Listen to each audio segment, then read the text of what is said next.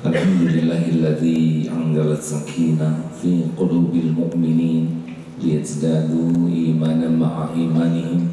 Allahumma shalli wa sallim wa barik ala sayyidina Muhammad wa ala alihi wa ashabihi ajma'in. Wa bi ayyi ala'i rabbikuma tukadziban. Dan nikmat Tuhanmu manakah yang akan kau dustakan? Masya Allah, mudah-mudahan kita termasuk manusia yang tenggelam di dalam syukur, karena memang sejauh mata memandang, telinga mendengar, tubuh merasa, yang ada adalah samudra karunia yang tiada bertepi. Jadi kalau kita merasa menderita, sengsara, pasti bukan karena kurang karunia, tapi kurang mensyukuri karunia yang ada. Terima kasih hadirin sekalian atas doanya. Ini adalah siaran pertama sesudah takdir Allah perjalanan dakwah ke Eropa kemarin.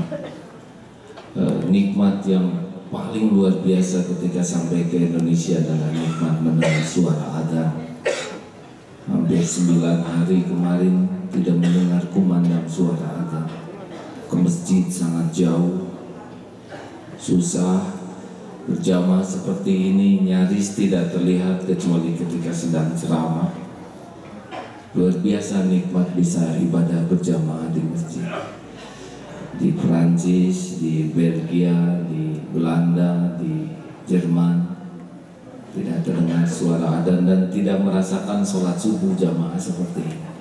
Masya Allah. Maka ketika tadi sholat di sini, wah, syukur sekali bisa mendapat karunia yang sangat besar, yaitu bisa sholat jamaah. Karena pada waktu yang sama nih dengan saat ini, ada yang sedang berbuat maksiat, ada yang lupa kepada Allah sama sekali, ada yang tidur saja tidak bangun-bangun,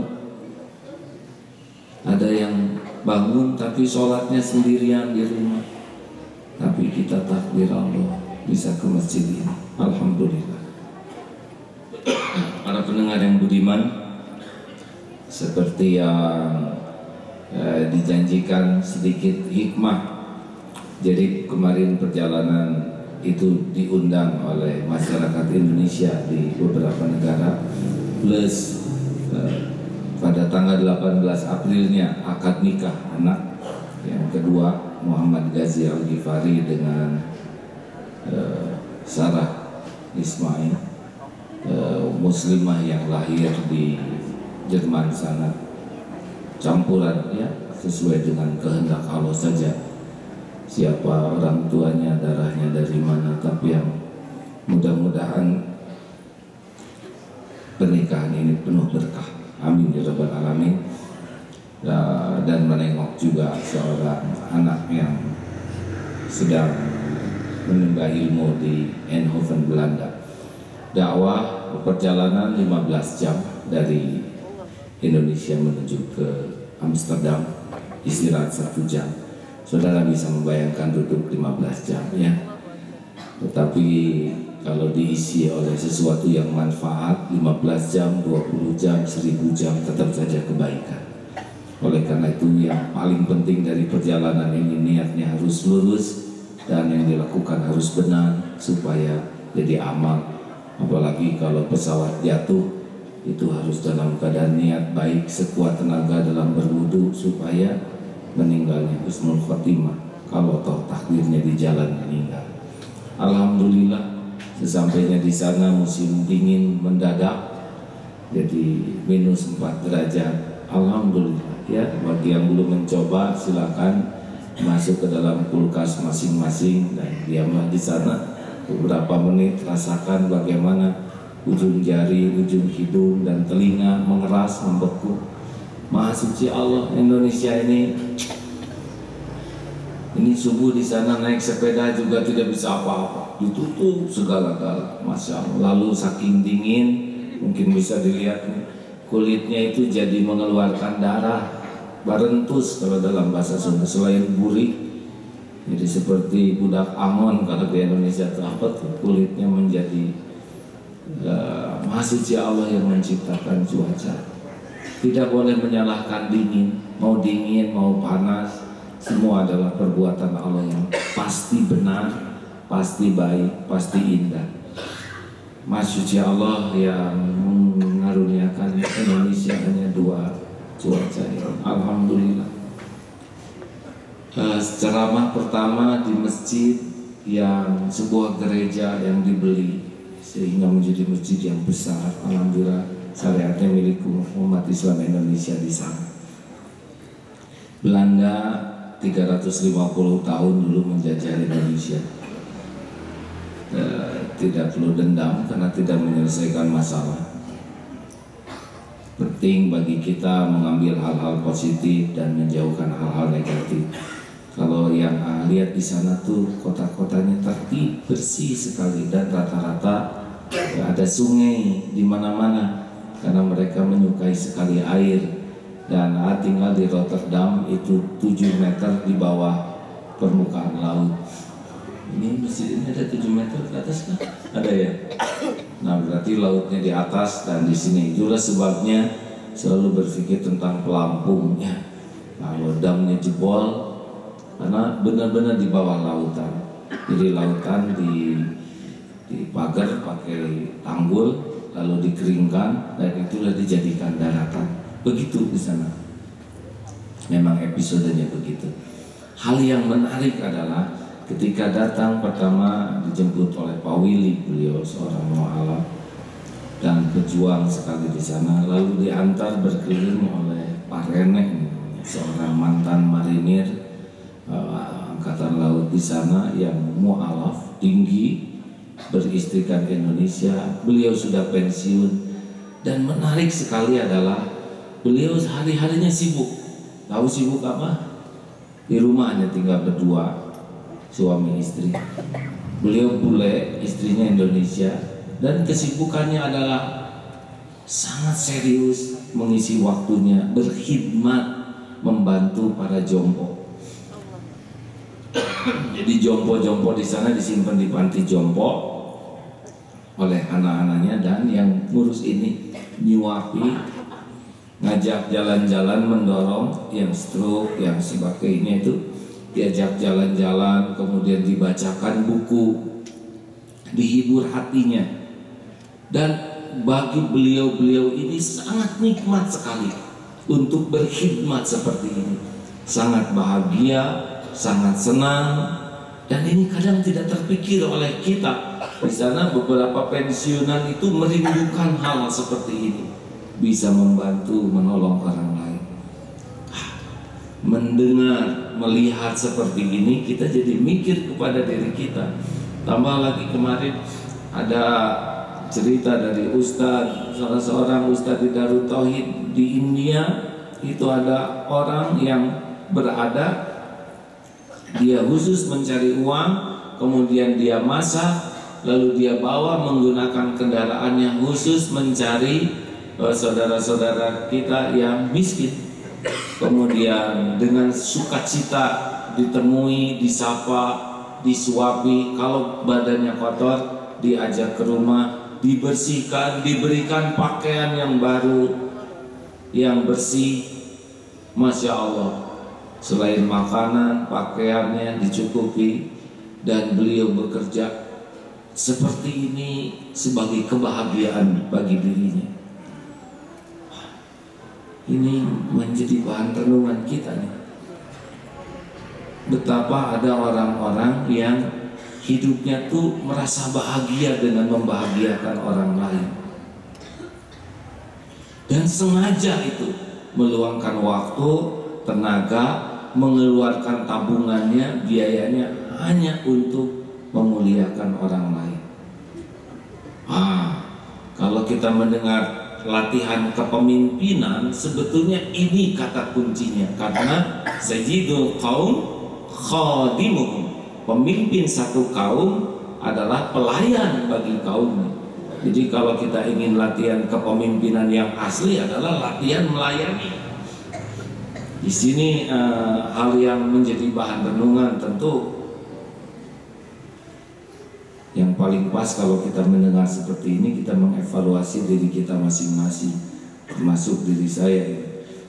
Dan di sana ada satu keluarga yang favoritnya adalah, ini keluarga ini adalah favoritnya punya rumah beliau, tapi karena dua-duanya kerja adalah terus kalau ada orang Indonesia dijamu, diberi makan, silakan tinggal di rumahnya, ada yang sampai 2 bulan. Karena dalam benak beliau adalah kebahagiaan itu dengan membahagiakan orang lain. Tentu saja lillahi ta'ala. Karena kalau tidak lillahi ta'ala bakal banyak jengkel. Nah saudara-saudaraku, ini oleh-oleh pertama, sampai sejauh mana kebahagiaan kita membahagiakan orang lain. Lah kita melihat orang lain bahagia aja suka dipotong. Alhamdulillah nih saya beli oleh-oleh ini harganya 40.000, dipotong oleh kita, rugi, saya beli 30.000, boro-boro ngasih. Orang bahagia aja nyebut belanja 40.000, dipotong kebahagiaannya oleh kita, ibu rugi, saya beli 30.000 loh bu. Coba, apa manfaatnya omongan ini? Ini hanya merusak kebahagiaan orang lain, benar? Harusnya, alhamdulillah saya beli ini 40.000, bu, saya ganti 50.000, uangnya buat ibu, barangnya buat ibu. Itu baru benar. Baru ngomong begitu dipotong. Ada nih tamu yang datang ke Darul Tauhid, alhamdulillah kita bisa sampai ke sini tepat jam menjelang subuh. Seletuk ngomong seorang, kami datang waktu jam tahajud. Terus mau apa? Ada orang yang suka sekali memotong sesuatu kebahagiaan orang lain. Boro-boro kita berkorban untuk membahagiakan orang. Orang bahagia saja kita tidak rela. Ada yang bawa sepatu baru, alhamdulillah sepatu saya baru, nggak aneh itu mah, itu buatan Indonesia gitu. Kenapa harus kita potong? Betapa jauhnya orang yang senang berkhidmat untuk memuliakan orang lain dengan orang yang suka memangkas kebahagiaan orang. Ayo teman-teman sekalian, para pendengar, mulai kita lihat waktu kita, tenaga kita, pikiran kita, kemudian uang kita, sejauh mana nih kita bisa manfaatkan tanpa pamrih untuk orang lain. Siapa tuh mubalik yang masuk belusukan ke pedalaman tuh? Ustadz Fadlan. Semoga Allah memuliakan, menyayangi, mengangkat derajat beliau dan melindunginya dari segala sesuatu yang membuat hilang pahala dari semua kebaikannya. Beliau berangkat ke pedalaman yang betul-betul jauh beda dengan berangkat kemarin naik pesawat enak ya. Itu belusukan asli itu ke hutan belantara yang banyak nyamuknya, ular, lintah, belum lagi binatang buas, dingin, susah cari makanan. Aduh, masya Allah, gak ada apa-apanya tuh berangkat ke Eropa ya. Enak, dijemput, makan enak. Itu betul-betul pejuang yang lebih asli itu. Mengeluarkan waktu, biaya, tenaga, ingin agar orang lain dapat hidayah. Ini sebetulnya yang hebat yang seperti ini, yang gak hitung-hitungan kalau tidak mau berbuat. Karena sebetulnya Rasulullah SAW mencontohkan demikian. Tentu tiap orang punya kapling masing-masing ya. Saudara pulang dari sini nyari hutan, belusukan ke sana, lalu di sana tersesat, itu masalah baru. Tapi harus jelas, harus punya kemampuan, harus punya tekad. Tapi kalau kita belum bisa yang hebat seperti itu, ayo mulai ukur nih. Kalau ke masjid saja nih, kita datang ke masjid cuma mau sholat, masuk ke toiletnya kita menuhin safety tank, jauh-jauh dari Tegal ya misal. Ini bukan nyindir, maaf ya, kebetulan ada tamu dari Tegal, ditahan dari sini maaf ya. Ya ridho, kami menerima semuanya. Misal ke suatu tempat kita sholat duhur jamaah, terus pulang dari masjid tuh pergi aja begitu, padahal dia sudah manfaatkan fasilitas WC-nya, dia sudah manfaatkan air wudhunya, dia sudah bisa sholat enak. Masa kita begitu saja nggak keluar sedekah apapun? Benar? Harusnya keluar tuh. Ke WC umum aja kita berani bayar 1.000. Masa sudah sholat di masjid dengan pahala segala yang melimpah nggak keluar? Itu berarti memang kita tuh nggak ada niat untuk berkhidmat. Harusnya kita lihat, aduh ini begini WC-nya, keluarkan 50, kalau nggak sanggup ya 20, dia nggak akan kemana-mana, uang itu juga balik ke kita. Dan senang lihat ada ibu-ibu yang sering berkhidmat, minta izin, ini lihat mukena yang kotor, bawa ke rumah, dicuci dengan penuh hati.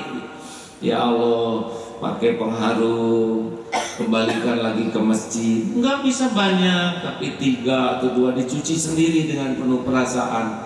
Masya Allah, Allah melihat atau tidak seperti ini? Saya kira orang-orang seperti ini nih, yang betul-betul punya nilai tinggi di sisi Allah, karena berbuatnya tersembunyi, hanya Allah yang tahu dan senang. Ya, kenapa ibu melakukan ini? Ya, saya bisa membayangkan ini wanita ya, orang pakai mukena bersih, harum, kan pasti senang dibanding pakai mukena yang udah rada kumel, kotor dan bau. Pasti orang nggak senang. Ya, kalau saya tidak bisa berbuat banyak, minimal saya cucikan.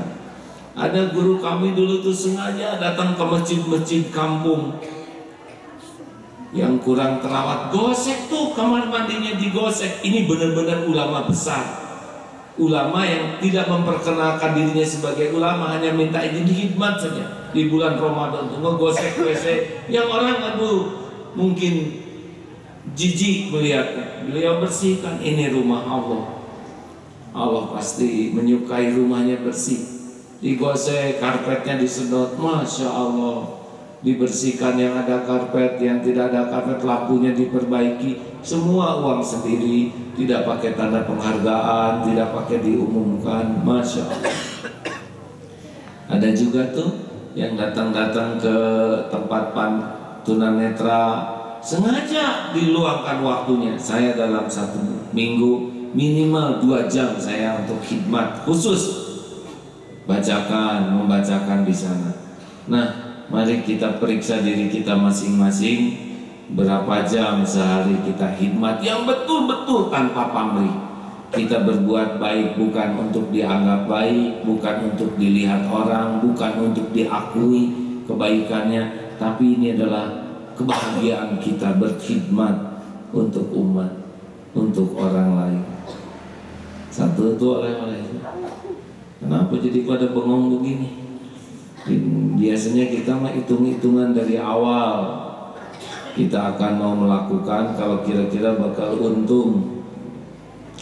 Ayo, udah pasti untung lah kalau kita berbuat baik. Tidak ada yang meleset, tidak ada yang tertukar. Faman ya'mal mithqala dzarratin khairan yarah wa may ya'mal mithqala dzarratin syarran yarah. Kita pindah ke mana sekarang? Ke negeri Jerman ya. Saya cuma sekota kemarin di Hamburg. Dari Rotterdam ke Hamburg naik kereta api 5,5 jam, 3 kali turun naik. Dan di sana memang berhentinya kereta api cuma 2 jam, jadi tidak bisa leha-leha. Sampainya ke sana sore, alhamdulillah malam harinya salju turun lebat. Jadi yang mau makan es krim ya di sana tinggal ngambil salju, kemudian dikasih gula, tapi saya tidak tanggung jawab mencret atau tidak. Masya Allah. Waktu itu langsung sorenya menikahkan anak di Masjid An-Nur, sebuah di Hamburg itu banyak masjid, ada 30 masjid. Jadi masing-masing negara rata-rata punya masjid sendiri-sendiri. Masjid dari Arab, masjid Turki, Maroko, termasuk Indonesia. Karena sekarang agak sulit, jadi biasanya ruko-ruko yang lantai bawahnya dibuka jadi masjid. Sesudah ijab kabul, Kemudian ya, nah, keunggulan di salah satu yang lihat ya, kalau di Jerman ini kereta api, bis, kapal laut, angkutan umumnya tidak ada pemeriksaan karcis. Beda dengan Singapura, mau masuk ada penghalangnya, masukkan dulu baru kebuka, baru masuk ke dalam kereta. Di sana tidak, naik saja. Jadi mau naik kereta, naik saja, tidak ada pemeriksaan, tidak ada penghalangnya. Ini menarik ini. Sewaktu-waktu, kalau kita udah akal kita udah senyum semua ya, kelihatan lah asik itu bayar karcis. Jadi memang kita mau dengar begini aja niatnya udah jelek, baru dengar itu Pak asik, ya mah gratis ya, awet. Jadi pemeriksaannya hanya sewaktu-waktu saja, insidental, sangat insidental. Tetapi mereka rata-rata itu membayar. Sama juga ketika mendengar gitu, aduh lumayan, kata anak jangan Pak katanya, tetap harus beli. Kan nggak diperiksa nak, ya tetap aja dan ini wajib Pak. Oh iya benar. Bukan masalah diperiksa atau tidaknya, tapi kesadaran bahwa membayar itu adalah, walaupun mereka mungkin bukan karena Allah ya, tapi saya tidak mungkin naik sesuatu yang saya tidak melakukan suatu kewajiban saya. Waduh, kalau lillahi ta'ala tuh pahalanya besar. Ini namanya amanah. Ya, sebetulnya kalau kereta dengan belanjaan sama aja kan. Kita belanja, sudah kita makan, nggak kita bayar, itu namanya mencuri. Kita naik angkutan umum, naik bis, kemudian kondekturnya lewat, nggak lihat kita, kemudian alhamdulillahirabbil alamin, Allah telah menghalangi penglihatannya. Bukan, itu cobaan. Walaupun tidak dilihat oleh kondektur, tapi Allah pasti lihat. Dia sudah ngambil hak tanpa menunaikan kewajiban. Jadi kita melakukan kewajiban itu sebetulnya bukan karena takut oleh orang, tapi kita kehormatan kita nih. Seperti kita ke WC umum, ada tuh yang suka nggak mau bayar, pas lagi yang jaganya itu lagi ngantuk, buset dia masuk ya, dia tunggu ngantuk babak kedua, buset dia keluar. Kenapa sih kita berat-berat begitu? Termasuk parkir, tukang parkir lagi ngurus parkir, dia kabur, kemudian berus aja masuk selokan, nanti aja 80.000, lolos 1.000. Kenapa kita suka berat sekali untuk melakukan hak kewajiban kita? Iya, benar hadirin. Jadi kalau yang ngantor harusnya masuk jam 8, dia datang jam 9, pulang harusnya jam 5, dia asar pulang, dan dia makan gaji, itu aib sebetulnya. Kalau kita memang telat, kita potong-potong. Jangan suka makan sesuatu yang bukan hak kita. Setuju? Halo, ini karyawan, katanya ada karyawan BRI Tegal yang suka ngangkat pakai telepon kantor. Halo, padahal urusannya urusan pribadi, itu nggak barokah. Pakai fasilitas kantor, ya walaupun jepitan buku, ini lumayan di kantor, sisa-sisa dibawa ke rumah, itu nggak halal, udah mencuri, itu sama korupsi jepitan buku. Tapi kan kecil, apa yang kecil dalam pandangan Allah? Semuanya ada catatannya, benar? Harusnya waro, kita tuh waro. Ada orang, nggak ada orang, tetap tunaikan hak itu. Ada yang lihat, tidak ada yang lihat, Allah pasti lihat. Orang tidak tahu, Allah pasti tahu. Orang tidak ngitung, Allah pasti ngitung. Kalau di Indonesia bisa gitu, bagus ya. Kita sudah punya ilmunya tentang amanah. Tapi ya masalah terbesar kita adalah tidak cukup cuma ilmu, harus ada prakteknya. Kalau mereka tinggal dikasih hidayah saja, orang-orang yang profesional, yang jujur dan tepat waktu di sana tuh tepat waktu tuh. Jadi kalau tidak tepat waktu tuh aib, memalukan. nggak ada alasan, wah maaf saya macet, tidak ada. Kalau sudah tahu macet mah datang sebelum macet, ya. Ini penting. Kalau kita tuh maaf ya macet, orang udah tahu semua macet, dan itu bukan alasan. Nah, saudaraku sekalian, mari kita tunaikan amanah ini sekecil apapun sebagai kehormatan kita sebagai orang Islam, orang yang ngaku punya iman.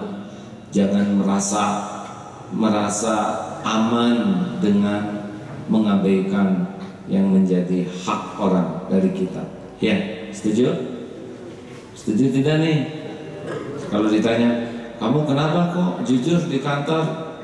Bilang saja, kamu pengen naik pangkat ya? Oh tidak ada urusan saya jujur dengan pangkat. Kamu pengen disukai atasannya? Oh gak ada urusan dengan suka atasan. Kenapa kamu jujur? Saya jujur karena Allah suka kepada orang jujur. Lalu kita udah jujur, tapi nggak dipercaya. Kamu bohong. Bilang aja begini, Pak, saya jujur bukan supaya Bapak percaya kepada saya. Itu terserah Bapak mau percaya atau tidak. Saya jujur karena itulah kehormatan, kebahagiaan saya sebagai seorang muslim. Saya jujur karena jujur disukai Allah. Silakan saja Bapak akan percaya atau tidak percaya, itu urusan Bapak dengan Allah. Tapi urusan jujur adalah urusan saya dengan Allah. Gitu. Kamu belum bayar ya? Sudah.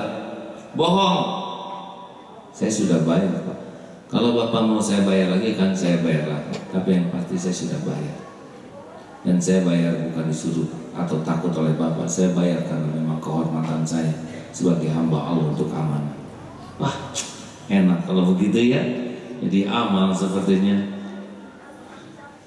Ini tolong kasihkan mikrofon. Gimana kan? Kelihatannya senyum-senyum, apa yang kepikir?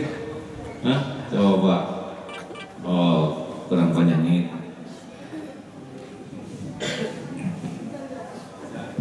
Enggak, kalau jujur semua berarti nggak ada kredit macet, Pak. Saya bagian kredit soalnya. Bagian kredit macet, ya. Makanya saya senyum-senyum. Kalau semua seperti itu berarti kita ngelempar kredit nggak ada kredit macet gitu loh. Iya, Pak. Tapi ada aja yang macet karena tidak semua orang pengen macet kreditnya, Pak. Ada yang memang di luar kemampuan karena musibah begitu. Iya. Kenapa senyum-senyum terus? Bagian penagihan kredit macet. Udahlah, bebaskan aja. Kasihan. Kan? Cari yang lain. Bagian penagihan itu memang berhati-hati ya Pak.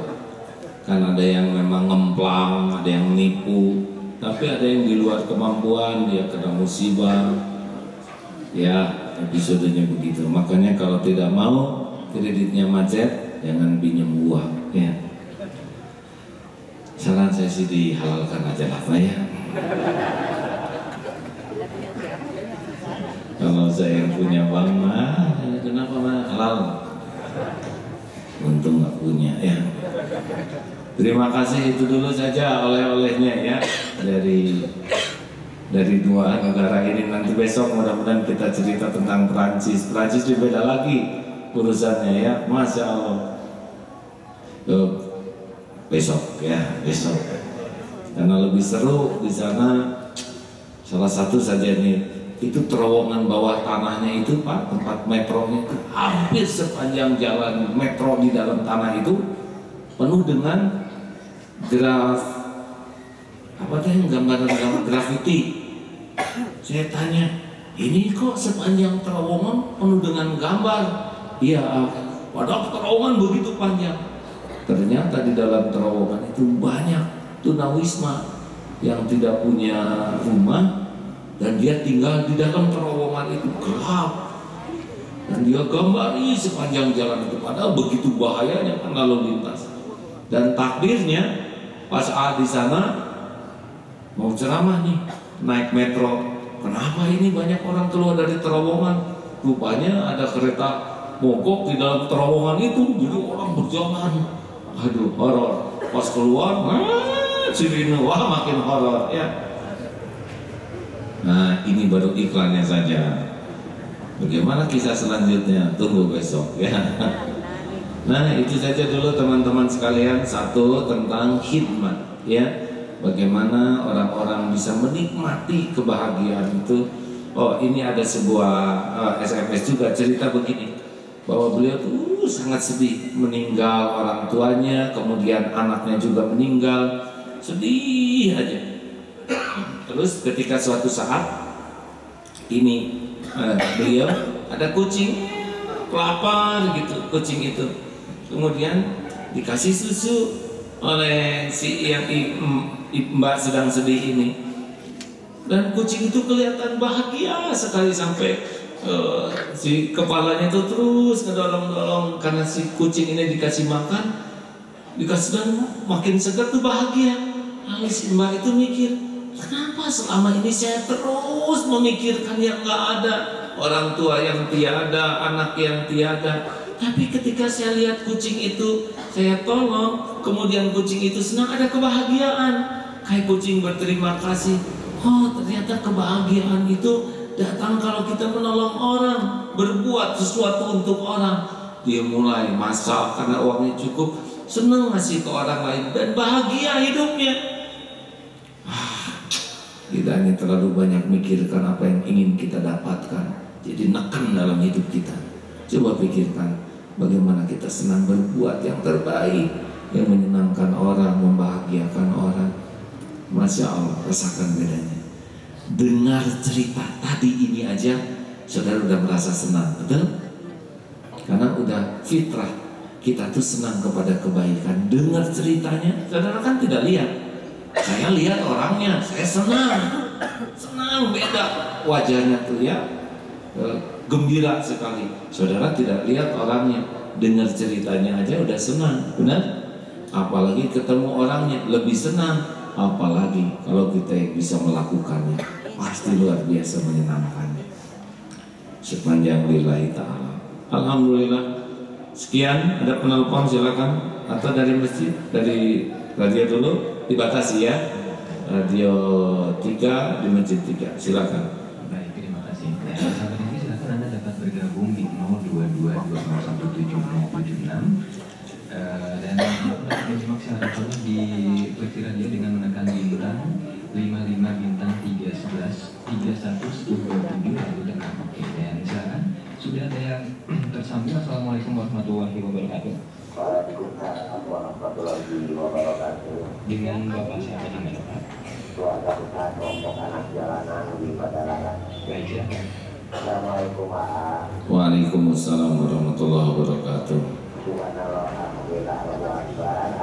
Kita bisa kembali ke sana, justru tenangkan sendiri dan sangat prihatin kalau di sana tidak terdengar ada, tidak bisa terjemah sholat, ada pejabat melakukan sendiri. Ada yang sekali tapi alhamdulillah tidak bisa kembali, dan seperti ini insya Allah saya akan mengamalkan dengan barisan, yaitu kebahagiaanku adalah membahagiakan orang lain. Di samping itu kami terus berdoa mohon bantuannya kepada Allah juga supaya bisa bertemu dengan kami di Milad Anak Jalanan yang ke-25 sekalian Milad Dasban. Terima kasih pulsanya habis. Assalamualaikum warahmatullahi wabarakatuh. Waalaikumsalam warahmatullahi wabarakatuh. Terima kasih undangannya ya, insya Allah. Mudah-mudahan nih teman-teman yang nanti bisa menyesuaikan jadwalnya. Apakah pasti menolong orang lain bahagia? Belum tentu. Menolong orang lain, ada yang ingin ketahuan dirinya penolong, ada yang ingin dikenal sebagai penolong, itu tidak bahagia.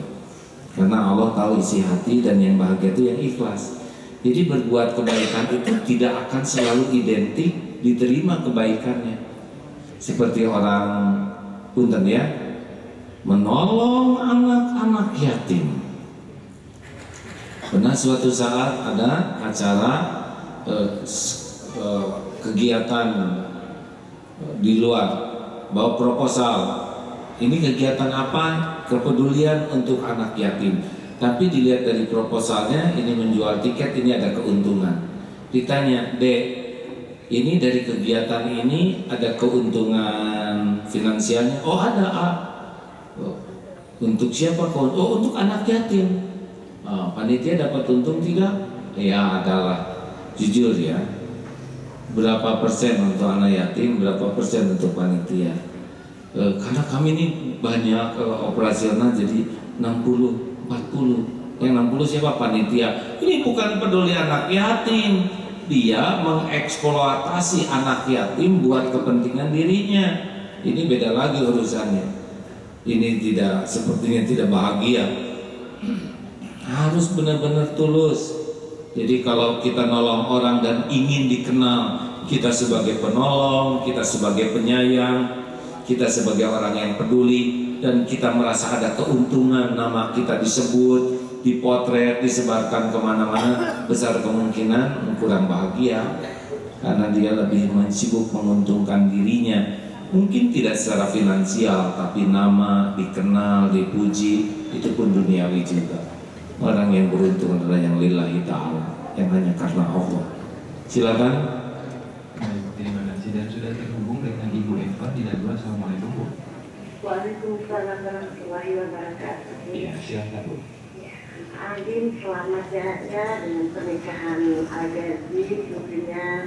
Jadi saya mikir aduh alhamdulillah Al-Ghazi udah nikah lagi. Padahal Kok udah nikah lagi?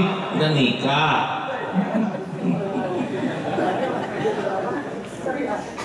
Waktu anak saya masuk ke Indonesia kelas 1 ya, dan itu kan kelas 3 ya, jadi kepikiran dan itu masih anak-anak gitu apa yang nikah lagi itu. Selamat ya ayah. Iya, 23 tahun tuh usianya, Bu. Pada berarti anak saya sudah 20 tahun. Ini saya yang hikmah dari oleh-oleh alhamdulillah gitu ya. Karena hati saya lagi bertahan gitu bisa lagi sedikit. Tapi dengan oleh dari ada Tuhan Allah kata saya ingin meninggal berdua. Sampai kesedihan saya dengan apa yang harus diperbuat seperti yang oleh-oleh dari AA itu gitu. Makasih banget oleh-olehnya sangat bermanfaat buat saya di sini gitu. Alhamdulillah. Karena AA juga itu saya sangat bisa membahagiakan orang lain orang itu. Apa misalnya aku sangat boleh buat saya gitu. Terima kasih banyak mudah-mudahan ada hikmahnya juga buat semua orang. Baik, Bu, itu aja tetangga, Bu. Itu atau mau kena di masjid-masjid ya. Jangan diam-diam, bilang dulu sama DKM-nya, nanti diam-diam. Itu apa yang bisa saya lakukan? Yang jelas gini Pak, kesedihan saya terobati dan saya lagi kurang ini apa yang harus saya lakukan buat orang lain. Udah atuh ngepel di sini, Bu ya. Aja ya. Baik, ya baik. Terima kasih ya, Bu ya. Sama-sama, makasih banyak. Sekali lagi, Assalamualaikum warahmatullahi wabarakatuh. Waalaikumsalam warahmatullahi wabarakatuh. Oh ya, semalam sudah dirapatkan dan dimatangkan. Jadi pelatihan santri siap guna juga SSG akan datang itu lebih orientasi kepada khidmat, ya. Karena semua pelatihan kepemimpinan itu sayyidul kaum khadimuhum. Jadi latihan kepemimpinan sebetulnya latihan untuk melayani. Orang yang terbiasa dilayani biasanya kurang peka. Kayak anak-anak ya yang di rumahnya banyak pembantu dan selalu dilayani, itu cenderung, bibi sini ambilin dong kerudung saya. Nah, dia cenderung kurang peka karena nggak tahu capeknya bibi, nggak tahu. Tapi kalau orang yang biasa merunduk di bawah itu cenderung akan peka. Maka pemimpin yang dibesarkan dengan pelayanan kurang peka. Nah, SSG Santri Siap Guna nanti programnya juga dirancang akan lebih kepada khidmat dengan tauhid, berkhidmat. Silakan yang mau ikutan Santri Siap Guna sampai tanggal 29 Maret ini ya, pelatihannya, dan free, bebas biaya, tinggal daftar saja. Nomor teleponnya 022 70.000 SSG 556. Nih ya, nomor gagah 70.000 704 556. Silakan hubungi. Ya silakan telepon. Baik, sudah terhubung dengan Ibu Yani dari Jogja. Assalamualaikum warahmatullahi wabarakatuh. Waalaikumsalam warahmatullahi wabarakatuh. Iya Bu. Waalaikumsalam warahmatullahi wabarakatuh Bu. Begini saya mau bertanya, nanti kan SMK DT mau tes ya tanggal 21 Mei, sudah dapat informasi. Yang ingin saya tanyakan, kalau SMA-nya itu apakah benar-benar ini dibuka tahun ini atau menghafal Quran dulu ada 1 tahun? Ya, jadi SMA-nya akan diawali dengan menghafal Quran dulu Bu. Jadi mulai belajarnya tahun depan. Jadi 1 tahun ini ditempa 1 hafal Quran 30 juz diharapkan demikian. Kemudian dia akan terus ditempa karakter baik dan kuatnya itu Bu.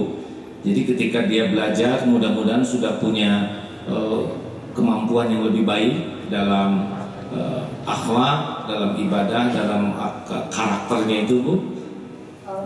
Nah, Doa saya sudah mendaftarkan anak saya di SMK. Nanti insya Allah tanggal 21 ini tes ya. Iya. Doa kelancaran ya. Soalnya, Amin, amin. alhamdulillah kakaknya yang nomor 1 juga diterima di Telkom. Dulu di SMK juga.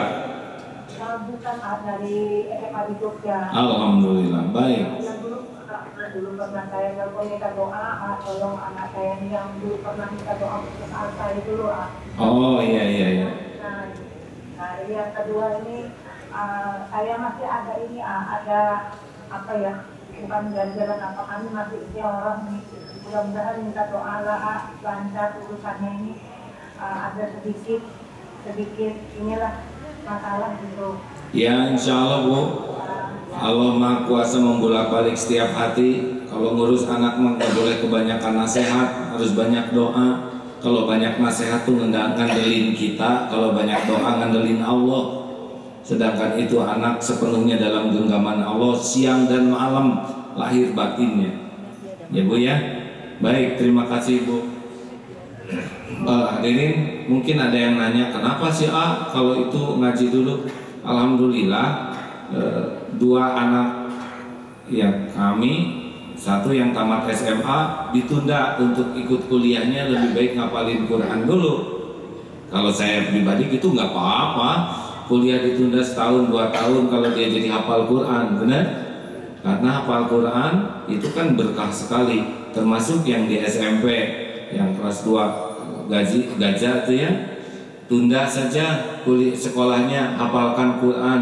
Alhamdulillah mendekati 7 bulan ini sudah juz 26 ya, 25 sudah baik. Berarti kalau percobaan ini baik, konsep ini baik, nanti bisa ditiru dalam masuk ke SMA. Apa sih untungnya rebut-rebutan harus cepet-cepetan sekolah? Yang paling penting kan bukan cepet-cepetan, anaknya jadi baik, jadi soleh, benar kan? Dan tetap saja nanti juga udah lulus cepet-cepet, kalau belum dapat kerjaan juga sama. Kalau misalkan akhlaknya belum baik malah rugi. Jadi sedini mungkin kita coba tanamkan kecintaan kepada Al-Quran, ketauhidan, karakter yang baik. Kesananya gimana? Gini ya, kalau ini anak udah pecinta Allah, suka ke Allah, nanti Allah akan ngatur ke karir terbaik buat dia. Allah yang menciptakan anak-anak kita, Allah yang paling tahu apa yang pas bagi mereka. Jadi jangan kita sibuk ngatur, kita mah sibuk anfusakum wa ahlikum naro. Jadi jaga supaya anak ini tidak salah jalan. Kalau anak ini sudah mengarah ke Allah, udah jelas janji Allah, walladzina jahadu fina lanhdiyannahum subulana. Kalau anak ini udah sungguh-sungguh ke Allah, udah Allah tuh yang akan mengarahkan dia kepada potensi terbaik dia. Kita boleh merencanakan, tapi rencana kita sangat dangkal, pengetahuan kita Allah yang menciptakan dan menguasainya. Itulah kurang lebih. Silakan terakhir. Udah 3 ya? Belum ada yang bergabung kembali, ada dirasakan sebagai. Baik. Kan ada yang nanya, ini nanti gimana sekolah ini kok gratis? Sebetulnya begini, cita-cita kami tuh ya adalah adil sekolah ini, yang tidak punya uang, ya udah nggak usah bayar karena uangnya juga tidak ada, ya kita tanggung rame-rame oleh masyarakat, patungan yang berasnya, yang lauk pauknya ada, jadi pahala buat semua, tanggung jawab kita. Nah yang uangnya pas-pasan bayar aja dengan pasnya, dan yang kaya nah dia subsidi kepada yang pas-pasan itu, karena sekolah Islam sekarang sebagian itu dicitrakan, wah kalau sekolahnya bagus mahal. Nah kami ingin proporsional. Kalau yang kaya jangan ikut yang duafa dong, nanti diijabah dia ya. Dia menghasilkan misalkan 20 juta sebulan, terus ingin gratis ikut yang duafa, nanti diijabah ya. Saya sanggup bayar aja lebih sebagai syukur, nanti subsidi kepada yang pas-pasan. Nah kalau kepada yang tidak punya uang orang tuanya, ya kita semua yang nanggung. Untuk apa sih? Ini gini ya, ini pentingnya pendidikan itu. Coba jangan kalah oleh kakek yang nanam kurma. Kakek-kakek nanam pohon kurma, ditanya itu oleh khalifah, ini kakek udah tua nanam pohon tumbuh, kakek meninggal, kapan makan kurmanya kek? Jangan ngomong begitu. Bukankah kita memakan kurma sekarang adalah jasa orang-orang yang sudah meninggal? Kenapa kita tidak mau menanam sesuatu buat generasi sesudah kita? Mikir men. Khalifah terpesona, benar. Bukankah kita sekarang menikmati kurma jasa dari orang terdahulu? Pengawal bawa sini, dikasih itu uang. Pokoknya setelahnya nih kek sudah menyadarkan saya. Terima kasih, terima. Alhamdulillah, baru juga menanam sudah berbuah. Justru kita nih kalau prihatin terhadap negeri ini, ya kita harus memikirkan gimana nih generasi selanjutnya kita cetak. Waduh, saya kecewa tuh lihat pemimpin yang gak jujur. Kita berjuang supaya anak dan teman-temannya jadi orang jujur. Wah, saya kecewa itu orangnya pada licik. Kita tanamkan. Mungkin kita udah mati, nggak apa-apa. Yang penting kita berbuat sesuatu dari sekarang. Tidak semua orang punya sekolah, benar? Tapi semua orang bisa, saya nyumbang beras kilo, saya nyumbang ini garam seganduk, boleh nggak saya nyumbang sepatu, ini sepatu anak saya, ada yang kemarin beli 2 kodi nggak kepake. Ayo kita kumpul-kumpul, senang kan? Kalau nanti ada seorang presiden, seorang menteri, seorang jenderal, seorang hakim yang ternyata kita kebagian garamnya, kita kebagian tali sepatunya, kita senang kan? Halo? Walaupun kita tidak semua orang mampu, tapi kita bisalah melakukan sesuatu, mengantarkan calon-calon pemimpin di masa yang akan datang. Setuju kan? Jadi yang tidak punya apa-apa, tanggungan kita sama-sama, yang sedang tanggungan yang kaya ya. Nanti, nah itulah di sekolah kita makanya digratiskan dulu. Terkesan ini ada sekolah punya sahabat ini, beliau menyeleksi dari SMA dipilih yang terbaik dan harus yang tidak punya. Kemudian dibeasiswakan teknologi, harus 3 tahun karena pintar-pintar, mereka 2 tahun sesudah lulus langsung bekerja, potong gaji 20% untuk adiknya beasiswa yang baru. Sudah jalan ini, Masya Allah, barokah. Senang kalau kita bisa selalu bekerja sama, dan semuanya ini lillahi ta'ala ya, bukan untuk sebuah nama, bukan untuk pujian, bukan untuk penghargaan, tapi inilah yang bisa kita lakukan bekal pulang kita. Senang tidak sih? Semua apa lagi itu kan? Mau apa lagi? Belum tentu panjang umur. Hanya amal yang akan jadi bekal pulang kita. Kalau kita bantu sesuatu, insya Allah ngalir terus sampai akhirat nanti. Sudahlah, kalau perkara pahala Allah mah udah pasti hitungannya sempurna. Tapi perkara kita bisa berbuat sesuatu dengan ikhlas, inilah sebetulnya keberuntungan bagi kita. Masya Allah. Terima kasih hadirin sekalian, para pendengar. Udah ya habis ya? Ya sudah habis. Alhamdulillah. Mudah-mudahan para pemirsa yang menyimak lewat salimsapa.com gmail.com ya. Saling sapa dan TV Tauhid, TV SMS Tauhid, karena kapasitasnya terbatas, sedang yang mau menyimak banyak, jadi kita upayakan berbagai fasilitas agar bisa sampai sesuai dengan kemampuan masing-masing. Mudah-mudahan perjumpaan ini membawa berkah. Terima kasih juga ini kepada para tamu 350 pagi ini ya dari Tegal. Kami terkesan dengan wartegnya itu Pak, warung Tegal kecil waralaba yang kok bisa murah nih. Mudah-mudahan ini menginspirasi bahwa sedikit untung banyak laku itu lebih baik dari banyak untung dan tidak ada yang beli ya.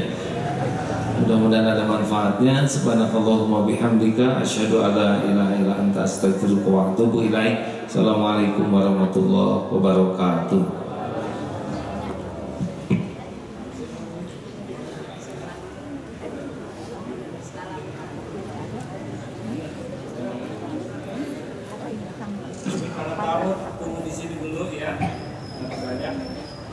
Tamu silakan berada di masjid dan santri silakan ke kelas ke pondoknya masing-masing. Terima kasih. Ya Allah, sing sarehat, santri sing pinter, hatinya baik, otaknya cerdas, sing bakti ke orang tua, hidupnya penuh manfaat.